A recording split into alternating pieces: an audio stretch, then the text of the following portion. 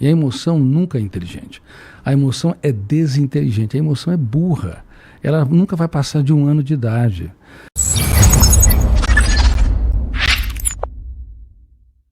Na verdade, eu sou apenas um carregador de pedras, muito preocupado por onde caminha a humanidade.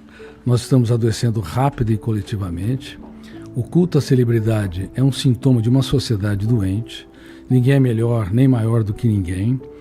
Então, quando as editoras me dizem, colocam nos livros que sou o psiquiatra mais lido do mundo, ou o autor brasileiro mais lido nas últimas 2 décadas, sinceramente não mexe muito comigo, porque a responsabilidade que eu tenho, o que eu sinto, para que as pessoas tenham ferramentas para serem autores da sua própria história, gestores da sua emoção e desenvolvam qualidade de vida numa sociedade altamente estressante, ansiosa, doente, me faz perceber que tudo que eu fiz ainda é muito pouco. Se você de longe observar o comportamento de um ser humano, você pode achar que ele é saudável, uma pessoa tranquila, serena, em alguns casos. Mas de perto, próximo, ninguém é plenamente saudável. Todos nós temos nossos conflitos, mesmo que você não verbaliza, a mente humana mente, ninguém pode contar mais mentiras e colocar o ser humano em mais armadilhas do que sua própria mente. A mente mente, por exemplo, que o ser humano não é belo, não é bonito. A mente mente que um ser humano não é capaz, não consegue se reinventar. A mente mente de que nós não conseguimos ter um caso de amor com a nossa própria saúde mental e viver mais relaxado. As pessoas têm a necessidade neurótica de estar sempre certas. É uma necessidade neurótica grave, ou necessidade neurótica ou ansiosa de corresponder às expectativas dos outros. Deixa eu te fazer uma pergunta idiota. O que é... Define pra mim neurótico. Necessidade neurótica é uma necessidade descontrolada, uma necessidade intensa, onde você perde a liberdade de ser autor da sua própria história e entrega a sua paz, sua tranquilidade, seu prazer de viver em função dessa necessidade neurótica, por exemplo, em função do que os outros pensam e falam de si, que é uma fobia que virou uma epidemia no mundo, chamada alodoxafobia. Alodoxafobia. Que é o medo dos cancelamentos, medo dos haters, medo das opiniões críticas. Mas faz parte do jogo a crítica, faz parte do jogo a frustração. Se um ser humano entrou numa história, por exemplo, de conviver com mensagens, internet, redes sociais, e não entender que a vida é um contrato de risco e que vai haver pessoas que não vão gostar dele, não vão aplaudir, vai haver pessoas que não respeitarão, ele está fora do jogo porque ele não vai ser protetor da sua emoção, gestor da sua mente. A mente humana não estava preparada para essa avalanche de informações, de imagens e de pressões. E tem uma coisa, existe um fenômeno no córtex cerebral que está dentro da minha área de pesquisa.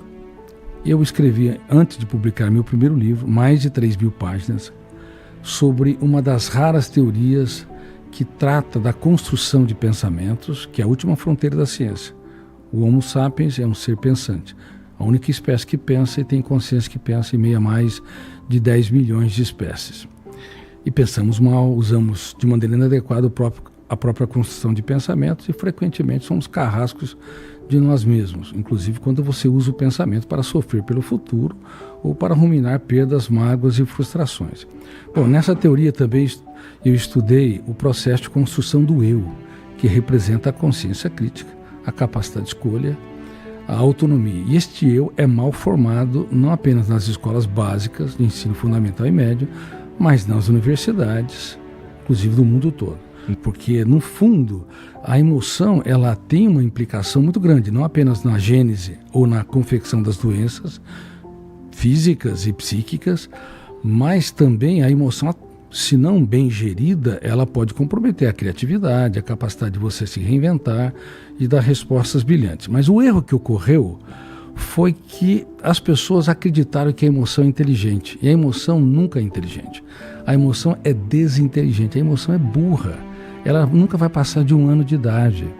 ela não pode ter um cartão de crédito ilimitado, senão uma barata se torna um dinossauro. Se dá-se um escândalo diante de uma barata. Um problema no futuro que você deveria usar estratégias para resolvê-lo, a emoção entra e paga caro o problema e nós sofremos dramaticamente por aquilo que não aconteceu.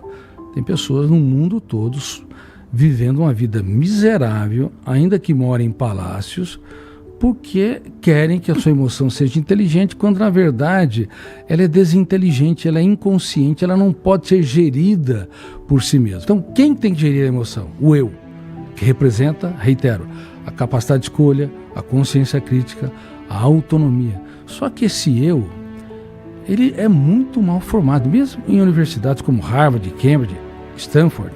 Meus alunos da USP, do programa de mestrado e doutorado, eles nunca ouviram falar sobre o eu gerindo a emoção, o eu gerindo pensamentos, o eu impugnando o lixo mental e reciclando. Mas é incrível, mas são mestrandos notáveis de biologia, de odontologia, medicina, engenharia. Ora, imagine numa das melhores universidades do Brasil, da América Latina e do mundo.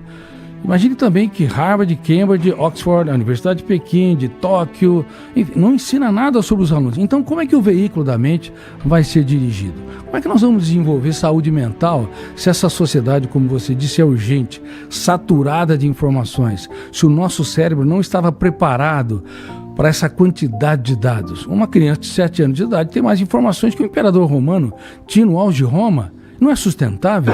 Isso acelera a mente humana em níveis jamais vistos, onde há muitas perguntas e as respostas não estão concluídas. Por exemplo, um influenciador que tem que postar todos os dias mensagens e ele se preocupa muito com os likes, com as respostas, com a reação do público.